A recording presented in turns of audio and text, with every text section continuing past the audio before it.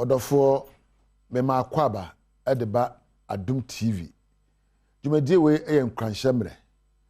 Na me ameti dwam a me de ho chia me edi am yeso ani takotego. Me giri sa ho ye. Me mpa abo ne sa dwumadie bi akokodi bia no ebekoyi ama wo ne dai. Me se na no me ma me tumefu bi.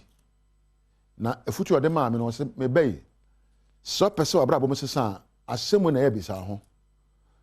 If you want to have a change in your life, there is this one question you need to ask yourself. How do I make my life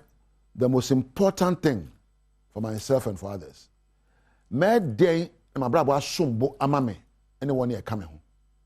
What do I do to make my life the most important thing? What do you do to make your marriage the most important element? What do you do to make your marriage, your education, your fellowship with God, your life to be the most important element? Abraba yeboy ni bebre ene eji wadwene. There are so many things competing for your mind.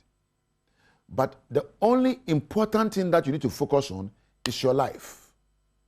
Ni bebre ene wo wadwene ponso we ye kofa asa wogina shop mu a woto ade e watere we ye kofa ba ko pe na ese oyifiri mu ene no abrabo.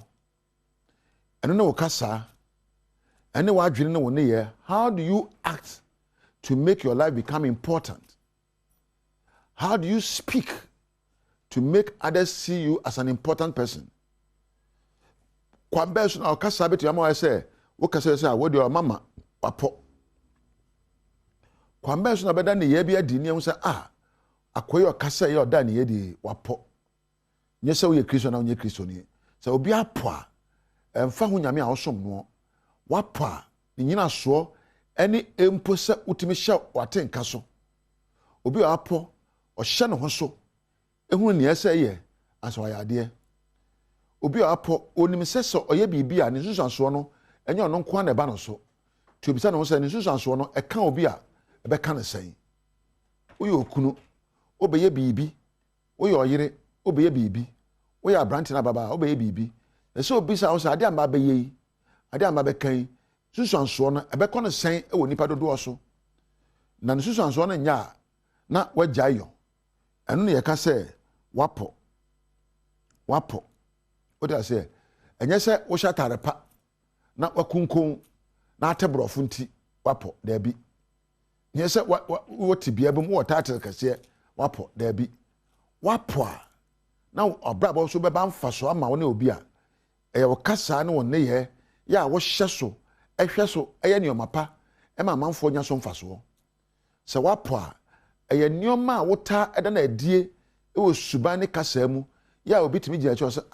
oye we di okasa e de mfaso de breme oye bibi a me ho to me ye say wapo you are matured watinka e be sore abufuo watinka be sore awerehwo watinka be sore empo abomfiayo. But the moment you notice this negative feelings, you have to master and control those feelings. Sabufo ba, hey, jina ho, mina me ye o ma ba enti hye ho, mina me hye wo so. Ayo ho ba, mina me ma wo yere ho ye jai. Atinka bia e wo mu no, one na generate here, so you can stop it and tell yourself, I have to act right. Ubisa hu ya, you have to ask, how should I think to change my emotions? Ekwambe nso na mefa na madwene na matenka sesa ebia me hu won medwen adwen bia ma mebufu ye na mo metimi adwen bia ma mapewasem ebia me hia won medwen adwen bia ma mapewasem metimi asakra ma adwen mu mapewasem ebia asam to me na medwen adwen bia ma metwa adwasu e ma me were ho ye metimi asam adwen adwen pa na empo awo na te atwa. What emotions you should encourage and control? Atinka bia wo bia no nyina so eye wadwene enema a wogidie eno ntino se utimi esakra wadwene mu ebiom. If you want your life to be an important life, decide those you associate with. So person abrabo edimu na sombo a se hu nipa a wonu boko satafre enipa a utie wom enipa a woju afutuo firi wo onipa a wonu boko satafre no e kire osuba na woni ye me nka se obi akeke ba ne America ne se wa wade mu no sika sem ne wade sua mu nyina no se wo pɛ nyonko bi a ɔma afutuo nyonko nyansani ya ɔwɔ suahunu ya ɔka nsɛm a ɛde nsakrae ba ɔne yɛ mu no wadwene mu ɛnyɛ dia yɛnkɔ dabi enti wɔne a wofa nyonko no ɛho hia ebiom nsɛm a wota etie wadwene proso sɛ wotie nwom a ɛyɛ abegro nwom a egu abam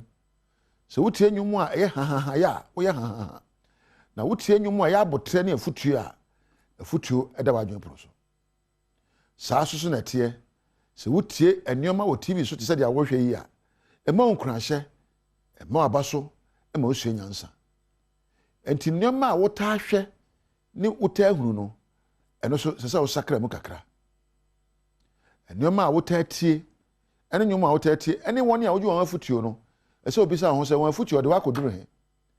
sɛm na meka sɛ afutuo ahodoɔ ne nneyɛ ahodoɔ a wayɛ no ɛne wo nɛ wokɔ no saa sɛ ya na bɛkɔ no ti sɛ afutuo a wogye anum na hwɛ mu na yi namfo no bi to nkyɛn na pɛ nyanko a onyansani ya wapɔ ya ɔma bɔ aba so ya ɔkenya awoɔ na ɔde afutupa ɛma wo akwanasa nyinaa so ebu ɔka ebetwiw ebu ɔka anya wo de na fa na saa ɛntwiw a wonyae ebia na ɛka wo nko ka wo de bɛtaa yɔ na ɛkɔɔ no nko de nea wo yɛ ne sabita fra champion de ɔso ɔbɛkyerɛ sɛ de wo yɛ na nyɛ na nyansa anim ma bu mfu na mo mpania sabe wobɛyɛ a wobɛka sɛ nea wo yɛ de nyansa na ade yɛyɛ wo kasa ma obi nte nyansa wɔ kasa mu na ne yɛ so ɛna nyansa di ɔdɔfoɔ abrabɔ nyɛ obi na ɛbɛbɔ ama wo ɛnyɛ obi na ɛwade ama wo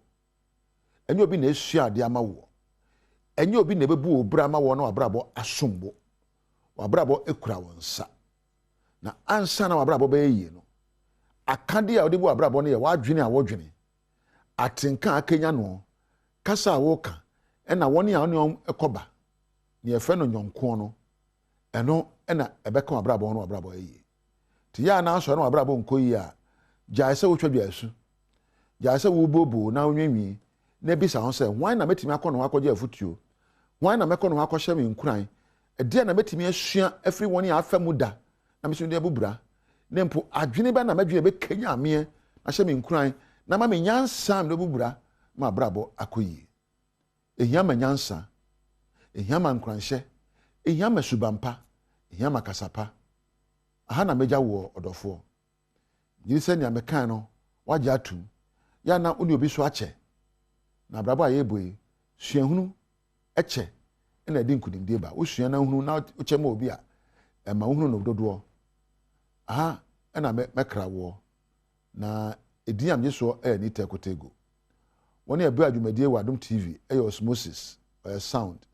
ɛna Priscilla ɛna Webber Campedumi producers wo so a wohwɛ me no wo ne onyame ɛntena